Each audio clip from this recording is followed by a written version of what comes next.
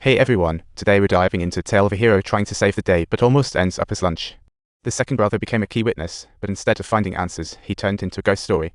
Talk about going out for scenery and tumbling down a cliff. Lucy's parents' delicious mushrooms resembled shiitake, sending them to heaven.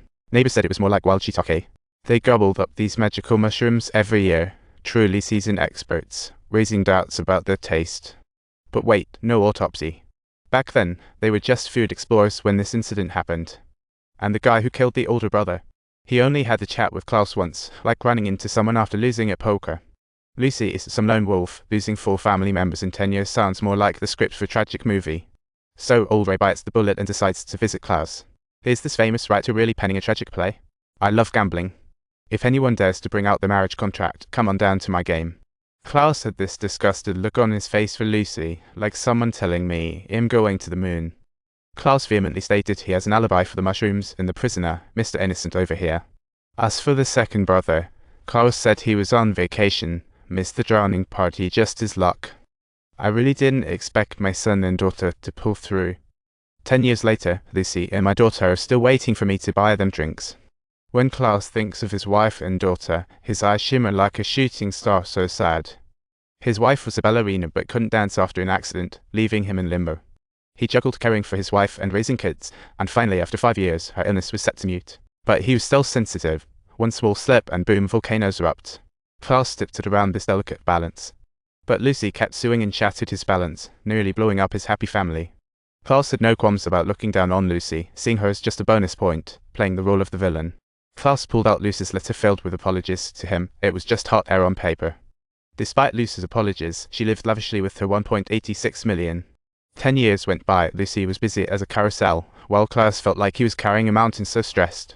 His house was lavish, but it felt like an upscale prison, holding his daughter captive. Dad, can I at least use the bathroom? This place is too much. Or how about we play a switching game? I'll follow Mom and shout, love you, Dad. Watch me dance in flying. Yay, I love you, Daddy. I love you, Dad, just feeling a bit suffocated by the surroundings. Old Ray was speechless. Once he saw Lucy as a wrinkly apple, now he felt sexual harassment was a mess. His feelings became a mess. Lucy's life resembled a hen with chicks, constantly facing obstacles. After watching Klaus' video, Ray felt like his heart was looted. Whose pain isn't a pain? After all, everybody's family constitutes a part of their household. Let's just say Lucy didn't learn to let go, while Klaus became a master of revenge 10 years later. He didn't engage directly in any case but wrote a book based on Lucy, plotting her demise like crazy.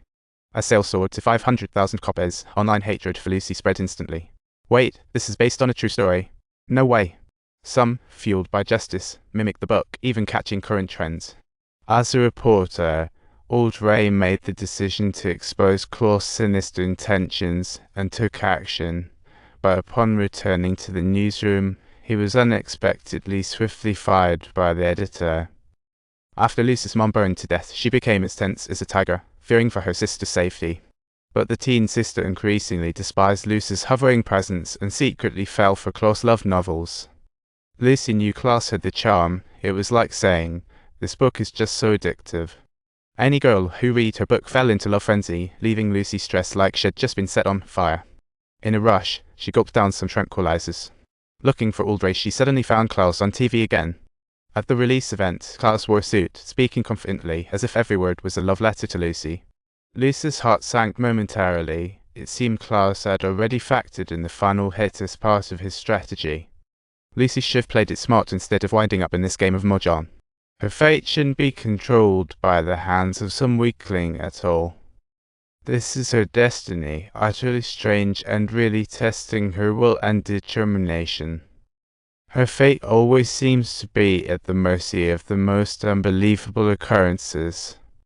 Lucy wanted to tack Klaus as shallow and creepy, but now, looking back, he's undoubtedly a clever adversary.